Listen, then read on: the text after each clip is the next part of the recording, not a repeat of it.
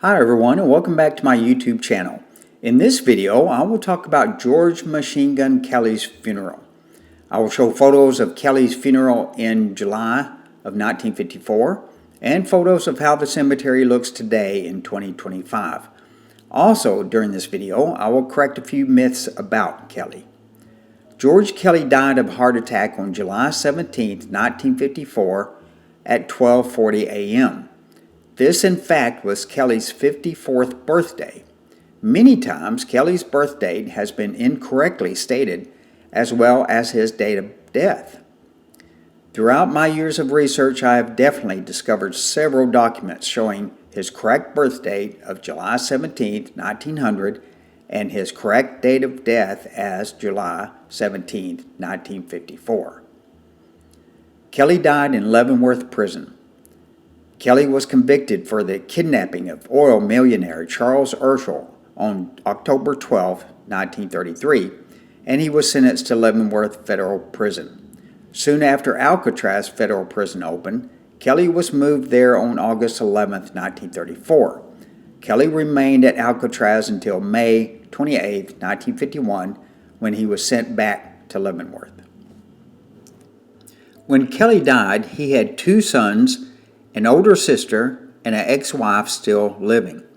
Kelly's first wife remarried, and her husband adopted Kelly's two sons. All were using their new family name. They were notified of Kelly's death but did not respond to the call to accept Kelly's body for burial. At the time of Kelly's death, he was still married to Catherine. She had prison officials contact her stepfather, Robert Boss Shannon. Boss was married to Catherine's mother. The Shannon farm was where Charles Urschel was kept until the ransom was paid to Kelly. Boss was sentenced to Leavenworth for his part in the kidnapping, but was later pardoned by President Roosevelt. Boss always thought highly of Kelly, even though Kelly got Boss involved in the kidnapping, which resulted in Boss going to prison. When Boss was contacted by the prison authorities, he gladly accepted to take care of the funeral of Kelly. Boss had already claimed a few burial lots in the Cottondale Cemetery due to his wife passing years earlier. Boss only had one problem with the funeral. He had very little money. Boss had spent almost all of his money on attorneys to get his name cleared of the kidnapping. He finally came up with $250 to bury his friend, although Boss had no money for a headstone for Kelly. For the first few years, Kelly's grave only had a funeral home marker. When Boss passed away in 1956, his son Armin had a simple concrete headstone made for his father and Kelly. The simple concrete headstone misspelled Kelly with two E's. In the Cottondale Cemetery, there are many graves with the name Kelly spelt with two E's.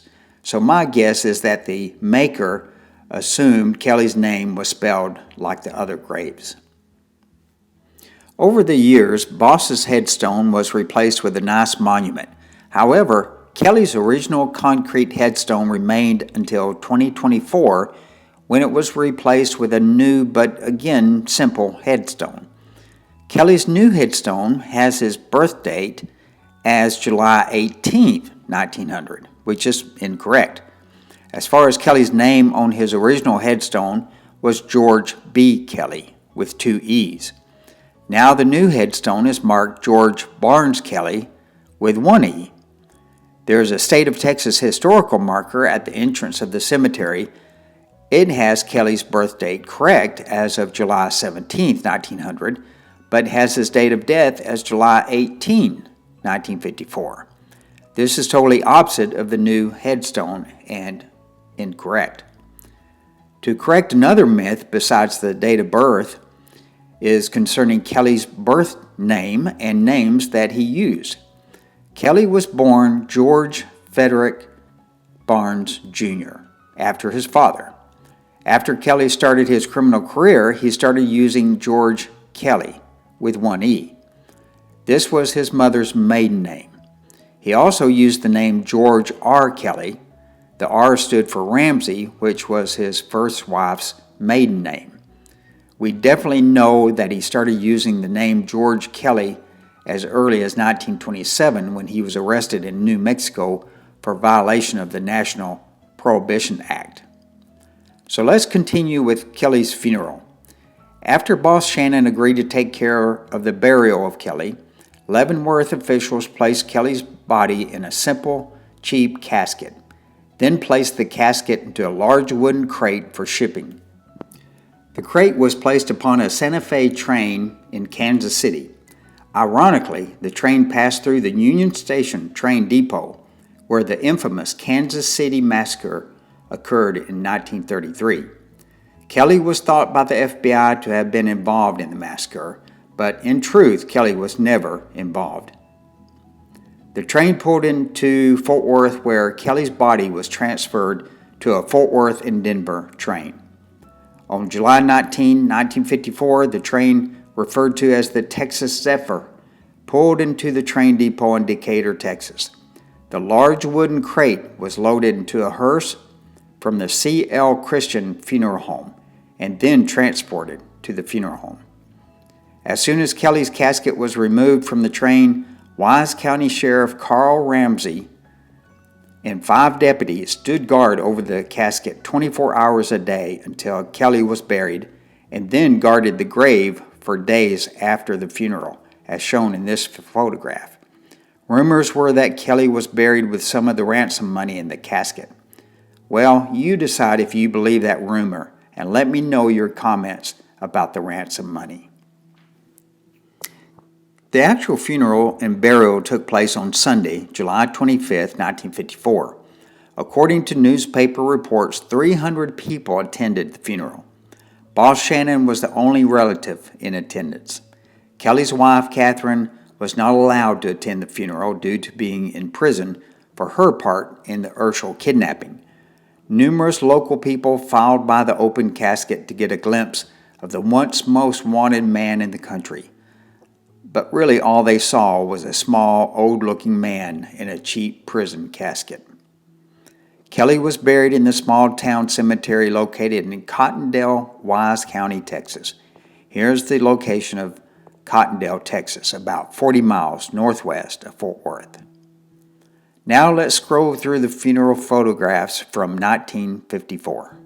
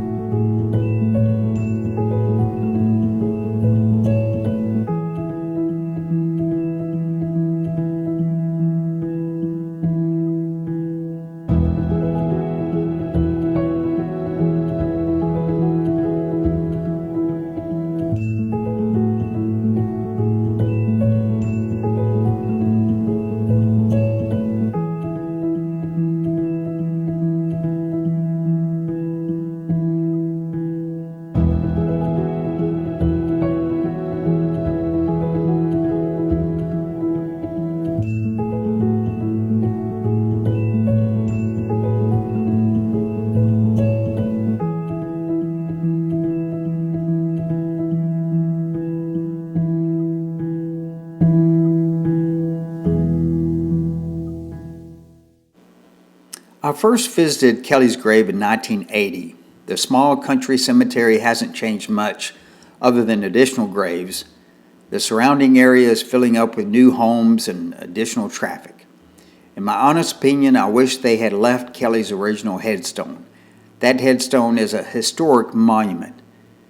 An additional marker could have been added to the grave instead of replacing the original marker, but to totally do away with the original is tragic.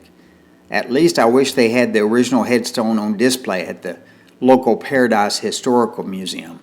But the last time I checked, no one knew where the original marker was located, perhaps in someone's garage or backyard. Let me know what you think in the comments about them replacing Kelly's original headstone. I hope that you've enjoyed this video. Thank you so much for watching. Please visit Amazon.com for my books currently for sale. Please like, subscribe, comment, and share.